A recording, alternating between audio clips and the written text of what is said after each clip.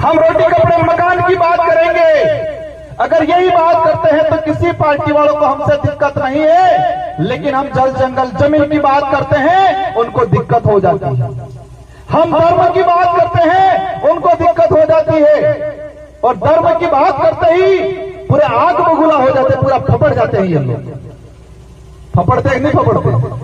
मदन दिलावर जी फपड़ गए थे, लेकिन आज पता था मानगढ़ की धरती पे आदिवासी समुदाय एकजुट हो रहा है, और उनकी पार्टी का ऊपर से प्रेशर था, और 2 महीनों बाद उनको कहना पड़ा कि मैं खुद आदिवासी हूं, मेरे पापा दादा सीता माता अभ्यारण्य में रहते थे, ये बोल के चले गए।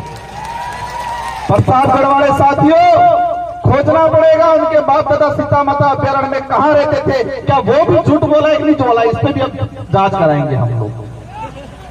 इनको छोड़ने वाला नहीं है। उस कौम को छेड़ा तुमने, जिस कौम ने अंग्रेजों से लोहा लिया, मुगलों से लोहा लिया, राजा रजवाड़े से लोहा लिया, ये बात अलग है। हमारा समुदाय भोला है, सीधा है, हम दयालु है। उसी बात का कई लोगों ने हमारे साथ फायदा उठाया है, लेकिन अब वक्त नहीं रहा, हम चतुर हो गए हैं, सावधान हो गए हैं। अब ये लड़ाई लड़ने वाली हम सिर्फ नेता एमएलए एमपी बनाने तक सीमित रहने वाले नहीं है।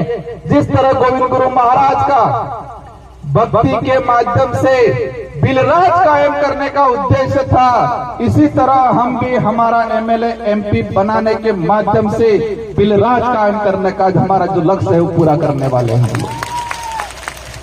मैं इस कमांडाल में विराजमान सारे साथियों से अनुरोध करना चाहूंगा, हम यहां पर आ गए, तालियां बजा दी, हमने 1-2 सेल्फियां ले ली, इंस्टाग्राम पे चढ़ा दिया, वहां तक सीमित नहीं रहना है। सबसे पहले हम सबको मजबूत होना है, और मजबूत दिमाग से होना है।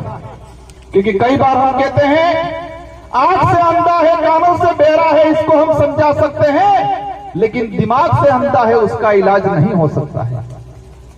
आंख से अंधा है, कानों से अंधा बहरा है, पैर से विकलांग है, हाथ से विकलांग है, उसको हम रास्ता दिखा सकते हैं, वो बात मान लेगा। लेकिन जो दिमाग से विकलांग है, दिमाग से विकलांग है, उसका इलाज नहीं है। तो हमारे आसपास भी ध्यान रखना है, दिमाग से विकलांग कौन है। और देखा है ये राष्ट्रीय पार्टी वाले अधिकतर दिमाग से विकलांग हैं। उनको पर्चियां पकड़ाई जाती है, उनको बुलवाया जाता है, उनको खुद को नहीं पता है हम क्या बोल रहे हैं, क्योंकि वो दिमाग से विकलांग है। अगर दिमाग से विकलांग नहीं होते तो अपने विवेक से सोचते हैं ये सही है, गलत है। बाबूलाल जी आज कह रहे हैं, लेकिन उनको यह नहीं पता कि नंदलाल जी मीणा खुद चाहते थे बिल प्रदेश बनना चाहिए, और कई बार उन्होंने ये स्टेटमेंट दिया गया, क्योंकि वो दिमाग से विकलांग। हम सबको पढ़ाई करनी है, और मैं इस मंच से कहना चाह रहा हूं, केंद्र सरकार से बहुत जल्दी बिल प्रदेश को लेके एक कमेटी गठित करके, इसका क्राइटेरिया कितना है, इसके हमारे पूरी कमेटी गठित करके काम कराने की कोशिश रहेगी बहुत जल्दी। और साथ ही आप लोगों को भी हमारे बच्चों को पढ़ाना है, क्योंकि शिक्षा ही वही हथियार है। अब गोलियों से या बंदूकों से या तीर कमान से काम हमारी कल्चर से जुड़ा रहेगा। वो अब लड़ाई कलम से लड़ी जाएगी। हमें पढ़ाई करनी है, खा पी के मजबूत रहना है, और आसपास के जो दिमाग से विकलांग है उनको समझाने की कोशिश करनी है। आज जो वर्तमान स्थिति बनी हुई है, धर्म की बात को लेकर चिढ़ते हैं हम लोगों से। मुझे लग रहा है संचालक महोदय साहब रुकने की कोशिश कर रहे हैं। इन लोगों की पॉलिसी है धर्म के नाम से लड़ाओ, लेकिन हमें ध्यान रखना है, हमें धर्म के नाम से नहीं लड़ना है, न धर्म के लिए लड़ना है। हमको जल जंगल जमीन के लिए लड़ना है, धर्म के लिए नहीं लड़ना है। आदिवासियों को आदिवासियों से खत्म करने की नीति अपनाई जा रही है। आदिवासियों को आदिवासी से खत्म करने की नीति अपनाई जा रही है, और उस नीति में पहला उनका जो उद्देश्य है, पहला उनका हथियार है, वो धर्म है। और उसका उदाहरण हम देख चुके हैं मणिपुर के अंदर। आदिवासी ने आपस में मारा काटा। वो जमीन की लड़ाई कम थी, वो धर्म की लड़ाई ज्यादा थी।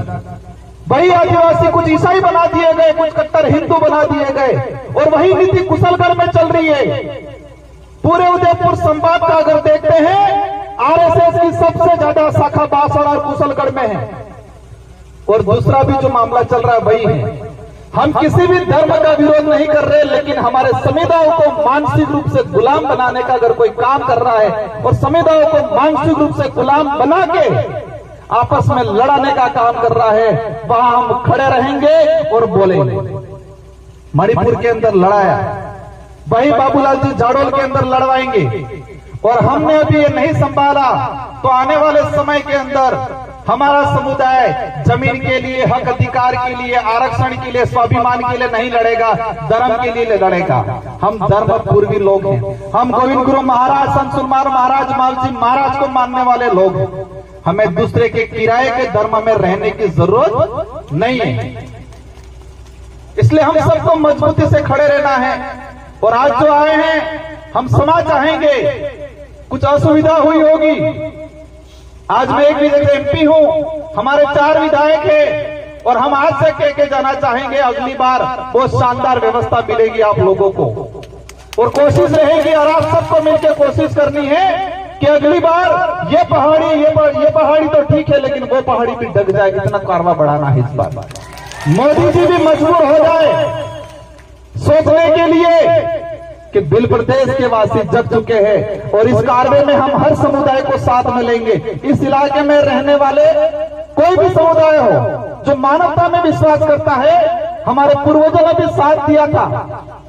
आज देश के अंदर महाराणा प्रताप को महान राजा माना जाता है। महाराणा प्रताप के पास कौन सी सेना थी? इस देश के अन्य सारे राजाओं ने अकबर की अधीनता स्वीकार कर ली, तो महाराणा प्रताप के पास कौन सी ऐसी सेना थी, कौन सी ऐसी तोपें थी? उनके भाई थे जगमाल और पृथ्वी सिंह, वो 2 भाई भी मान सिंह जी के साथ चले गए थे। और महाराणा प्रताप की तरफ से लड़ाई कौन लड़ रहा था? मान सिंह लड़ाई लड़ रहा था। लेकिन मुझे दिक्कत इस बात से है कि पाठ्यक्रम में वो जमीन और स्वाभिमान की लड़ाई थी, लेकिन उस लड़ाई को धर्म की लड़ाई के नाम से डालना चाह रहे हैं ये लोग। किसकी लड़ाई साबित कर रही थी इतिहास में? धर्म की लड़ाई थी, ये बोल रहे हैं। वो धर्म की लड़ाई नहीं थी, जमीन की लड़ाई थी, स्वाभिमान की लड़ाई थी। लेकिन आज इसको झूठा परोसा जा रहा है।